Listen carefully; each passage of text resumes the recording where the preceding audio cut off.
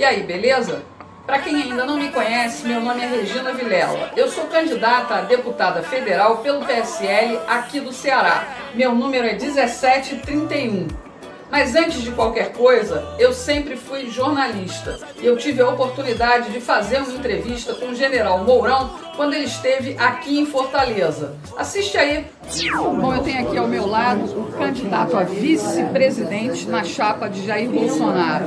É um prazer estar aqui com o senhor em Fortaleza. O senhor vem para apresentar a sua palestra, um diagnóstico sobre o Brasil. O que o senhor pode falar sobre o Brasil que o senhor vê hoje? O nosso país, é um país de um potencial enorme, e esse potencial não consegue ser colocado em funcionamento.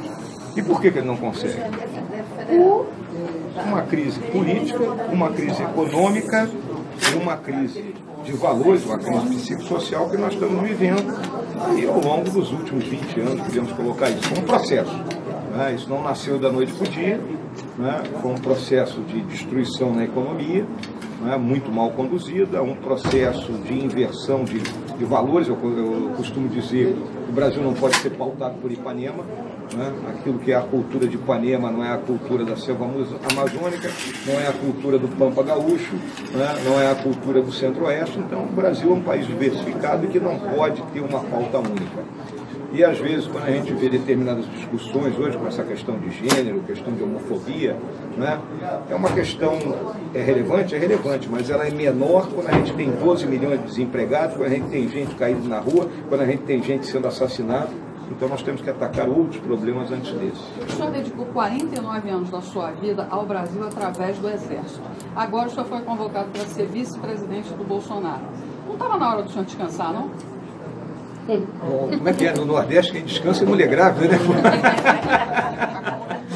Não, em absoluto. Eu tenho saúde, tenho capacidade intelectual, O Exército me propiciou todo o conhecimento que eu tenho, ou seja, o Brasil me propiciou esse conhecimento.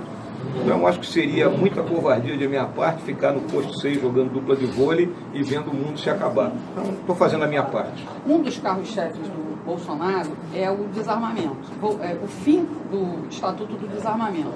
Por que até hoje os militares não se pronunciaram sobre isso? Principalmente porque o povo disse não ao Estatuto.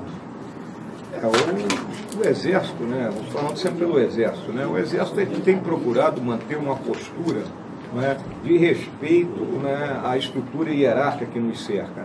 Então, se o presidente da República é o comandante em chefe das Forças Armadas, compete a ele falar sobre determinados assuntos que envolvem até uma questão política.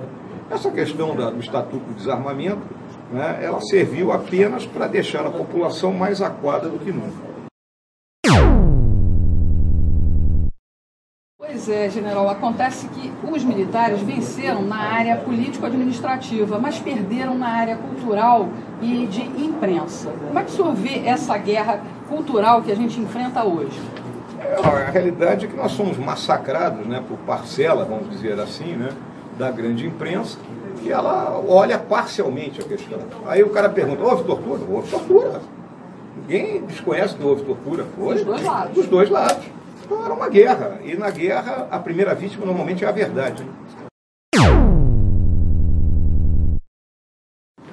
De respeito à estrutura hierárquica que nos cerca. Então, se o presidente da República é o comandante em chefe das Forças Armadas, compete a ele falar sobre determinados assuntos que envolvem até uma questão política. Essa questão do Estatuto do Desarmamento, ela serviu apenas para deixar a população mais acuada do que nunca. Agora, o que as pessoas pensam? Aqui o Bolsonaro vai chegar e vai sair distribuindo um fuzil para cada um na rua. Não é assim que funciona. Se a pessoa vai querer comprar uma arma, ela vai ter que passar por um teste, vai ter que fazer uma escola de tiro, e depois, se realmente aprovar, ela vai comprar a arma dela e vai utilizar na sua autodefesa. Então, não é simplesmente distribuição descontrolada de fuzil. Isso ocorre, sabe aonde? Na Venezuela. Aqui não. Para a gente evitar isso, a gente tem que eleger o senhor e o Bolsonaro. Agora, só mais uma pergunta aqui. O senhor ingressou no Exército justamente no final da década de 60, 1960. Era um momento muito conturbado, O senhor escolheu um lado. Por quê? Não vou nem dizer que era conturbado. Para nós, que tínhamos 15, 16, 17 anos de idade, não havia nada no país. Nós não víamos nada, não se explodia bomba, não tinha gente morrendo na rua. Eu era interno no Colégio Militar em Porto Alegre, nesse período, né, do auge da luta armada, e depois era cadete da AMAN. Né? Você caminhava tranquilamente na rua. Né? Eu tenho dito, o Exército na época tinha 120 mil homens, se em torno de 3 mil participaram do combate à subversão, foi muito. Então, o Brasil continuou. E esses grupos, eles não conseguiram recrutar a massa da população brasileira. O núcleo de recrutamento deles foram os estudantes, que sempre são aquelas pessoas que têm um idealismo maior, muitos enrolados, envolvidos. Agora o livro aí que vai ter do Student, sobre a questão do Araguaia, que enrolaram todo mundo na bandeira, e depois os chefes fugiram e deixaram eles para morrer lá. Então, essa história ainda tem que ser contada de forma correta. Agora, só para a gente terminar aqui, isso é realmente uma questão que todo mundo fala na internet, já foi questionado aqui. Urna eletrônica, a gente pode confiar? Porque a primeira coisa que eu postei no meu Facebook, quando o senhor foi anunciado como vice, foi Sistema Mourão Antifraude. O que ocorre, né, vamos dizer assim, existem todas as possibilidades de fraude na urna. Ela poderia começar agora, nessa primeira cerimônia no Tribunal Superior Eleitoral, já com um programa fraudado. Né? Mas nós temos que acreditar na instituição lá que fez todas as avaliações, se colocaram especialistas na área de tecnologia da informação, que levantaram os pontos fracos. Ela vai continuar a ter esses pontos fracos. Né? É uma coisa que ficou muito bem colocada e que as pessoas desconhecem. Né? Um programa daqueles, ele tem condições de sabotar 50 urnas, é o máximo, né? Porque ele abastece até 50 urnas. Então, para você fraudar tudo, só tem uma linha de ação. Quando receber os dados de volta vindo das áreas, e aí você mudar. A gente tem que tomar conta disso. E aí nós temos que estar atentos. Se você fotografar os boletins de urna e a gente fizer um somatório paralelo, nós derrubamos essa última linha de fraude. Para a gente se despedir, o senhor é gaúcho, Bolsonaro é paulistano, de São Paulo. O senhor e ele vão fazer um governo no Brasil para os sulistas e o Nordeste? Não, as áreas mais carentes do Brasil se encontram no Norte e no Nordeste, né? E eu conheço o Brasil, eu morei no Nordeste. A minha filha nasceu em Recife, pô. Né? A Nícia era, cadê a Nícia? A Nícia era minha vizinha lá, pô.